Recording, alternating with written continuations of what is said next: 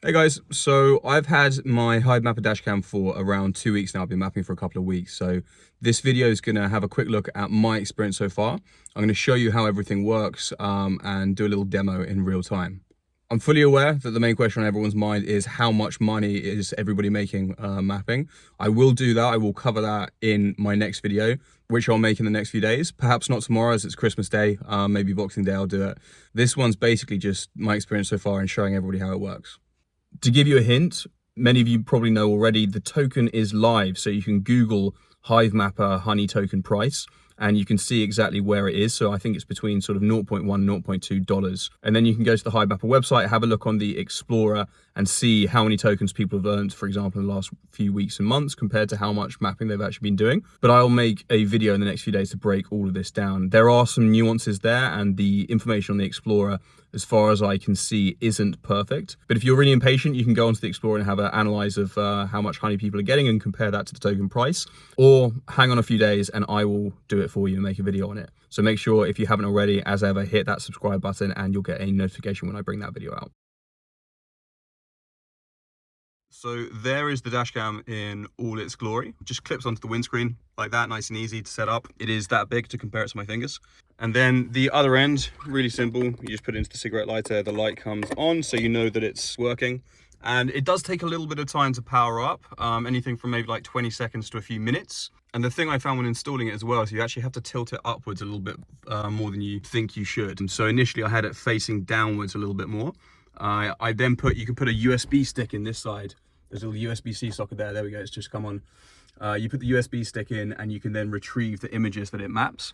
So I saw, first of all, it was looking like this, which is fine. This image is definitely good enough that you'd get paid honey tokens for this mapping data, but it could be made a little bit better by tilting the camera up slightly and just getting that dashboard from the car, the dashboard out of the image and trying to get more of the outside rather than the inside of the car. So that's what I did. I tilted it up and now it looks like this, which is better.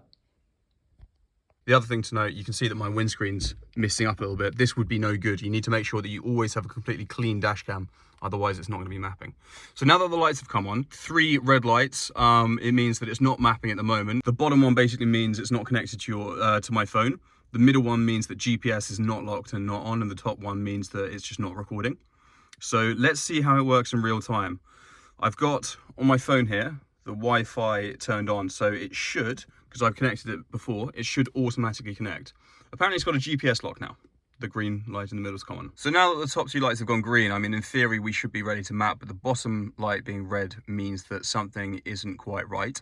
It should be totally seamless. You should just get in the car and it starts working. We're not quite there yet. I know the team's working on all the bugs that are appearing, and early adopters are giving amazing feedback, which they are working hard on. But right now, it isn't as passive as I'd like it to be. So I'm going to look at my phone and see what is going on. Maybe I have to do something in the app to make that last light turn red. Or let's look at the Wi-Fi settings here. So, okay, so look, it's connected to my home internet, which is why it can't connect to the dash cam. So I'm going to drive up the road a little bit and see if that helps, see if it automatically connects. My phone has disconnected from my home Wi-Fi. I'm not sure whether you can see it here, but yeah, it's connected to the dash cam now, which is good. But we've still got a red light on the bottom, which means that something still isn't quite going right. So I'm going to open up the Hivemapper app and see if there's any clues there. So yeah, in the app, I haven't hit the start mapping button. Again, this is something that should really be seamless, but I must have hit stop mapping before. So I'm going to hit start mapping and hopefully, there we go, straight away, the light goes green. We're now mapping, we're live. I can do a little loop and I will be mapping the rows as I go. So I just turned everything off, unplugged the camera, got out my car, went into my house and did a few tasks. Came back, started driving again, and everything connected absolutely fine without any issues, and I was mapping straight away. So it seems that once you set everything up correctly, as long as you don't close down the applications, when you then next time get back in the car, it all works seamlessly.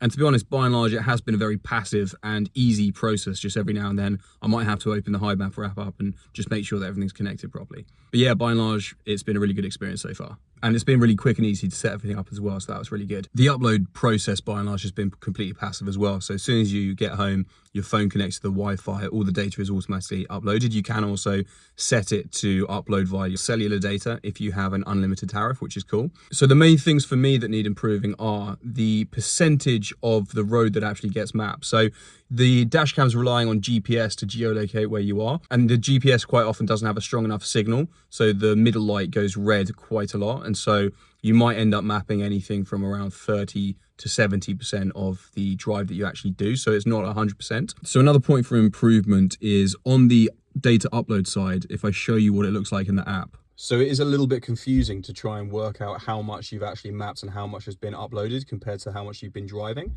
You can see it's kind of in small, tiny little packages. So you either have to add them all up, or I also read on Discord somewhere that the data shown here doesn't always correlate to the data shown on Explorer. So it is difficult to know in real time how much you've actually mapped and uploaded. So yeah, while there's definitely room for improvements, I have to hand it to the Hivemapper team. They're doing an absolutely incredible job of getting people's feedback from the early users, analyzing it, and then implementing changes. They're improving everything every day. And the team is incredibly responsive and active on Discord. The communication's been fantastic, to be honest. If you message members of the core Hivemapper team, they respond really, really quickly. And there's also a very active community on the Discord. So that's really positive and encouraging to see. And it's amazing to see even Ariel, the CEO of Hivemapper, super active on Discord as well. He's most days posting, actually. This was just yesterday. He's letting everybody know about the core team's priorities going forward. So fixing a lot of the bugs I've spoken about.